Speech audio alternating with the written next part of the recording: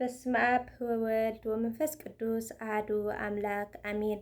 አርማ ተዋህዶ አቡነ ተክለ ሃይማኖት ኣርማ ተዋህዶ ኣብ ዘረሬት ተተኺልካ ኣብ ዓለም ዝለምለንካ ብርሃን ወንጌል ሒዝካ ንጸልማት ሰዓርካ ካብ ጸጋ ኣብ ዝተረኸብካ ክውርዑንክ ኢኻ።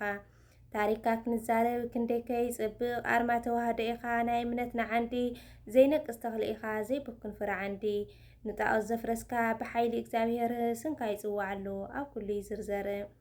ሞቶሎሚ ሰጊዱ ሓይሊ መስቀል ካሪኡ ናይ ኣሕዛብ ልቢ ብብርሃንካ ተመሊኡ መንከመኻ ጻዲቕ ብተጋድሎ ዝገዘፈ ናይ ዓለም ጣዕሚ ንዒቑ ብመንፈስ ዝተሰለፈ ኣብ በዓቲ ደብረ ሊባኖስ 10ታት ዓመት ብጾምን ብጸሎትን ንስጋኻ ዝቐጻዕኻ ሰዓርካ ንጸልማት ሓንቲ እግሪ ተሰይራ ዓጽሚ ክስካብ ዝርአ ኣብ ቂን መኖሩ ጸሎትካ ዝተኸልዐ 6 ኣኽናፍ ተዋሂብካ ከምቶም ስራፊኤል ክትበርር ትነብር ኣብ ሰማያዊ ምስኩርቤል ቃል ኪዳን ተቐቢልካ ንዓለም እትምሕር ስንካ ዝጸውዐ ካብ መከራ ዝድሕን ዘይሓፍር ሎሚ እውን ኣርማና ኢኻ። ኣብ ስደት ዘለና ኣብ ቅድሚ ጎይታ ኮንካ ኣብ ማልደና ቤተ ክርስቲያን ክንሃንጽ እውን ሓግዘና ብጸሎትካ ከምቲ ጽኑዕ እምነትካ ይሃበና ትዕግስትኻ። ኦ ጻዲቕ ኣቦና ተክለ ሃይማኖት ብርሃን ንደቅኻ ሓልወና ካብ መፈጠራ ሰይጣን ሃይማኖትና ክንሕሉ ኣርማና ክነልዕል በረከትካ ይፍሰስ ከምቲ ናይ ቀደም ጸበል። ኣርማ ተዋህዶ ኢኻ ንዘለዓለም ትነብር ኣብ ልቢ ምእመናን ታሪክካ ይዝከር። ሰላም ንሃገርና ፍቕሪ ንህዝብና ብጸሎትካ ተዓቀብ ኩለና ደቅ በስመ አብ ወወልድ ወመንፈስ ቅዱስ አሐዱ አምላክ አሜን። ሰላም ክርስቶስ ይብዝሐልኩም ስድራ ልዑል እግዚአብሔር ከመይ ውዒልኩም? እንኳዕ ንዓመታዊ ክብረ በዓል ኣቡነ ተክለ ሃይማኖት ጻዲቕ ኣብጽሐኩም ኣብጽሐና። ሎሚ ድማ ገለ ኣቡነ ተክለ ሃይማኖት ብሕፅር ዝበለ መንገዲ ካብ ዘንበብክዎ ከቕርበልኩም እየ። እዚ ቻናል እዚ ናይ ገሊ ቅዱሳንን ካልኦት መንፈሳዊ ጽሑፋትን ዘቕርበሉ ቻናል እዩ እሞ ላይክ፣ ሰብስክራይብ፣ ሼር እናገበርኩም ምብርታዕኩም ኣይፈለየና። ኣቡነ ተክለ ሃይማኖት ኣቡነ ተክለ ሃይማኖት ካብ ኣቦኦም ጸጋ ዝኣብን ኣዲኦም እግዚኣብሔርያን ብዕለት 24 መጋቢት ተጠኒሶም ብዕለት 24 ታሕሳስ ተወለዱ። ቅድሚ ንኣቡነ ተክለ ሃይማኖት ምውላዶም እዞም ወለዲ እዚኦም ሕሩይ ኮይኑ ንዕኦም ንኣምላኽን ዘስምር ከም ናይ ሃናን ኢያቄምን መዕረፊ ዓይኖም ዝኸውን ውላድ ክህቦም ብንብዓት ኣሰንዮም ይልምኑ ነበሩ። ብሕልፊ በዓል መልኣክ ቅዱስ ሚካኤል ወርሓዊ ካህናት ድኻታትን ወወርሒ ካህናት ድኻታትን ነዳያንን ዓዲሞም የብልዕዎ ነበሩ። ሓደ ግዜ ሞቶሎሚ ዝተባሃለ ከሓዲ ንእግዚኣብሔርያ ምስ ብዙሓት ደቂ ዓዳ ማሪኹ ወሰዳ እሞ መልክዐኛ ብምንባራ እዚ ንጉስ ምስ ረአያ ኣብ ልዕሊ እተን 10 ኣንስቶ ኣንጊሱ ኣብቲ ንጣዖት ዝሰውኡሉ ቦታ ክወስዳ መዓልቲ ቆፀረ። ቅድሚኡ ግና ልብሲ ንግስቲ ኣልቢሶም ከጽንሕዋ ኣዘዘ። እግዚኣብሔርያ ግን ን8 መዓልቲ ዝኣክል ምግብን ድቃትን ኣብይዋ ብንብዓት ናብ ኣምላኽ ጸለየት፣ ንቅዱስ ሚካኤል ተማሕፀነትን።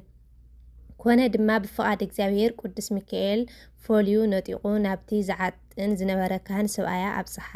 ካህን ጸጋ ዝኣብ ዓጢኑ ምስ ወድአ ብልቡ ጓል ነገስታት ትመስል ኢሉ እናሓሰበ እንከሎ እግዚኣብሔርያ ልብሰ ንግስነታ ኣውፂኣ ሰወይቱ ምዃና ነገረቶ። ብሓንሳብ ኮይኖም ድማ ንኣምላኽ ኣመስኪኖም ናብ ቤቶም ተመለሱ። እኒሆ በታ ለይቲ ዓምደ ብርሃን ብጎኑ ከዋኽብቲ ከበይዎም ብሕልሚ ረአዩ። በታ ዕለት 24 መጋቢት ኣቡነ ተክለ ሃይማኖት ተጸኒሶም 24 ታሕሳስ ተወልዱ። ድሕሪ 3 መዓልቲ ኣሃዱ ኣብ ቅዱስ ኣሃዱ ወልድ ቅዱስ ኣሃዱ እቱ መንፈስ ቅዱስ ኢሎም ኣመስገኑ። ኣቡነ ተክለ ሃይማኖት ኣብ 7 ዓመት ዕድሚኦም መዝሙረ ዳዊት 81 መጽሓፍትን ምስ ተምሃሩ ካብ ጳጳስ ኣቡነ ቄርሎስ ማዕረገ ድቁና ተቀበሉ። ኣብ ቤተ ክርስቲያን ምስ ኣቦኦም እናገልገሉ ከለዉ ሓደ ግዜ ምስ መታዓዊቶም ክሃድኑ ንበረኻ ወፈሩ። ከምቲ ንጎይታና መድሃኒና ኢየሱስ ክርስቶስ ንሃዋርያት ዓሳ ክገፉ ከለዉ ንስኩም ዓሳ ዘይኮነሲ ንሰብ ክትገፉ ሰዓውን ዝበሎም ንኣቦና ተክለ ሃይማኖት ከዓ ንስኻ ሃዳናይ ነፍሳት ክትኸውን ኢኻ በሎም።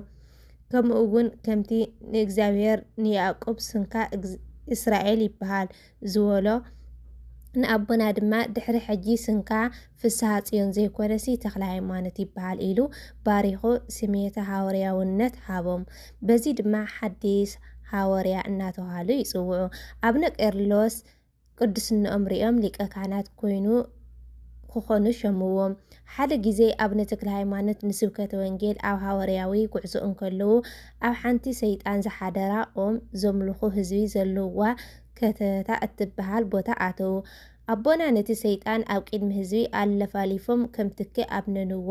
እቲ ህዝቢ ድማ ብዓውታ ኣምላኽ ናይ ኣብነ ተክለ ሃይማኖት ንኣምን እናበሉ ኩሎም ተጠመቑ። ኣብነ ተክለ ሃይማኖት ኣብ ዝኣተውዎ ዓዲ እናእመኑ እናጠመቑን ተኣምራት እናገበሩን ነቲ ህዝቢ ካብ ኣምልኮ ጣዖት ናብ ኣምልኮተ እግዚኣብሔር ካብ ገቢራ ሓጢኣት ናብ ገቢረ ጽድቅ መለስዎም። ኣብነ ተክለ ሃይማኖት ኣብ ግዜ እርግንኦም ማለት የማን ጸጋም ምንቅስቃስ ከድኩሞም ከም ዝደለየ ምስ ረአዩ ኣብቲ በዓቲ ከይወፁ ንነዊሕ ግዜ ይጽልዩ ነበሩ። ምግቢ ማለት ኣቁጽልቲ ኣብ ሰናብቲ ጥራሕ እናበልዑ ፀሓይ ኮነ ንፋስ ከይረአዩ ኣብ በዓቶም ተዓጽዮም ምስ ጸለዩ ካብ በዝሒ ድኻምን ጠጠው ምባልን ሓንቲ እግሮም ተቆረጸት። እንተኾነ ከይቆረጹ ብሓንቲ እግሮም እንተኾነ ተስፋ ከይቆረጹ ብሓንቲ እግሮም ን7 ዓመት ጸሎቶም ቀጸሉ። ኣብዚ ግዜ እዚ እምበኣር ጎይታና ኢየሱስ ክርስቶስ ንኣዴና ቅድስቲ ድንግል ማርያምን ኣእላፍ መላእኽትን ነቢያትን ሃዋርያትን ኣኸቲሉ ቃል ኪዳን ሃቦም። ብስንካ ዝኽሪ ዝገበረ ቤተ ክርስቲያንካ ዝሰርሐ መባእን ካልእን ዝተፈላለየ ብስንካ ጽቡቕ ዝገበረ ናይ ዘለኣለም መንግስተ ሰማያት ክውርሰ እየ ኢሉ ስዒምዎም ንሰማይ ዓረጋ። ኣቦና ተክለ ሃይማኖት ዕለተ ዕረፍቶም ከም ዝበጽሐ ፈሊጦም ነቶም ደቆም ሓደራ በልዎም። ኣብ ክንዶኦም ከዓ ኤልሳዕ ዝበሃል ሸሙሎም። 99 ዓመትን 1 ወርሕን 10 መዓልትን ዕድመ ምስ ገበሩ ብዕለት 24 ነሓሰ ጎይታና ኢየሱስ ክርስቶስ ተገሊጹ ድኻንካን ገድልኻን ኩሉ ተቐቢለየ እየ ዕረፍትኻ ኣኺሉ እዩ እናበሎም ነፍሶም ካብ ስግኦም ተፈለየት። መላእኽቲ ድማ ክቡር ሞቱ ለጻድቅ በቅድመ እግዚአብሔር ሞት ጻዲቅ ኣብ ቅድሚ እግዚአብሔር ክቡር እዩ። ዘጸመወ በዓለም ይሃዩ ለዘልፍ ኣብ ዓለም ዝጸመወ ንዘለዓለም ይነብር። ስብሐት ለእግዚአብሔር በሰማያት ወሰላም በምድር።